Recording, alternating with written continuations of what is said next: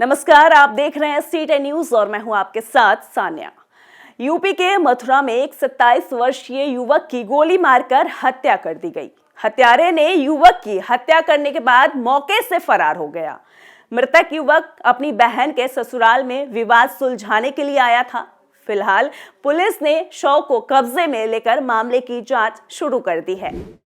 मथुरा के गोवर्धन थाना क्षेत्र के माड़ा चौथाई गांव में उस वक्त हड़कंप मच गया जब युवक जयप्रकाश चौधरी की गोली मारकर हत्या कर दी गई।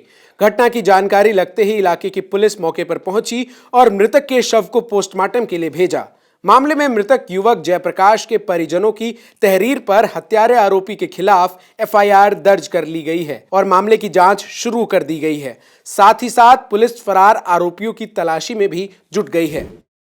कल शाम ग्राम पानीगांव थाना जमुनापार निवासी श्री जयप्रकाश सन ऑफ दिगंबर सिंह अपनी बहन के साथ दूसरे पक्ष द्वारा किए गए विवाद को निपटाने के लिए ग्राम चौथैया थाना मोगरा गए थे।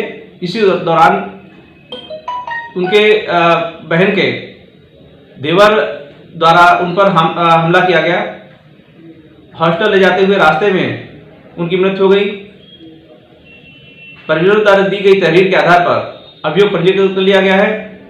शव का पंचायतनामा भरकर पीएम कराया जा चुका है।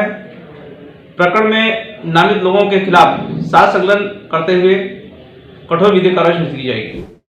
मृतक की पहचान जयप्रकाश उर्फ जेपी चौधरी के रूप में हुई है, जो गौ सेवा मिशन नाम की एक गौ रक्षक संगठन का मांड तहसील अध्यक्ष था। बताया जा रहा है कि मृतक युवक जयप्रकाश की बहन प्रीति को उसके ससुराल वाले प्रताड़ित कर रहे थे।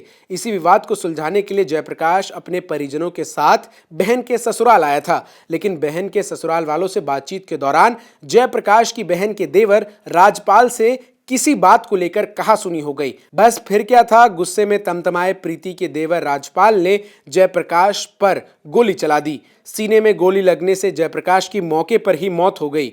ये बताया जा रहा है कि आरोपी देवर मृतक की बहन से मारपीट करता था और घटना वाले दिन भी आरोपी राजपाल ने प्रीति और उसके बच्चों के साथ मारपीट की थी, जिसकी जानकारी भाई जयप्रकाश को होने पर वो बहन के ससुराल पहुंचा था। भैया जेपी चौधरी और हम बहन भी आई हैं गोवर्धन के पास माड़ा चौरा गांव में। वहां पर गए थे बहन के घर। एक दिन पहले भी बहन के देवर ने बहन पर हाथ उठा दिया था, तो इसी बारे में एक बार बात करने गए थे। नॉर्मल से मिलने खाट पर बैठ के दुकान में बात कर रहे थे। जो हमारे जीजा हैं वो भी थे साथ में, तो बात कर रहे थे दोनों भैया वो आपस में। फिर हमारे जेपी चौधरी पूछने लगे, भाई क्यों मार रहा हमारी बहन को, तेने क्यों मारा। इतने में कहने लगा, पहले तुझे ही देख लूँ। अंदर गया तो मंचा निकाल के लाया, गोली मार दी। तो क्या कोई विवाद चला रहा था? वैसा कोई विवाद नहीं था, कल का ही विवाद था। जो भी था आज मिलने गए थे नॉर्मल। कृष्ण नगरी मथुरा में सरेआम युवक को गोली मारना बताता है कि लोगों में कानून का डर खत्म हो रहा है। ऐसा लगता है कि पुलिस की कार्रवाई भी सिर्फ कागज तक सीमित रह गई है, तभी तो इस तरह खुलेआम अपराध हो रहे हैं। अब देखना होगा कि इस मामले में पुलिस कब तक हत्या के आरोपी को गिरफ्तार करती है। खबरों में फिलहाल इतना ही। बने रहे सी10 न्यूज के साथ। नमस्कार।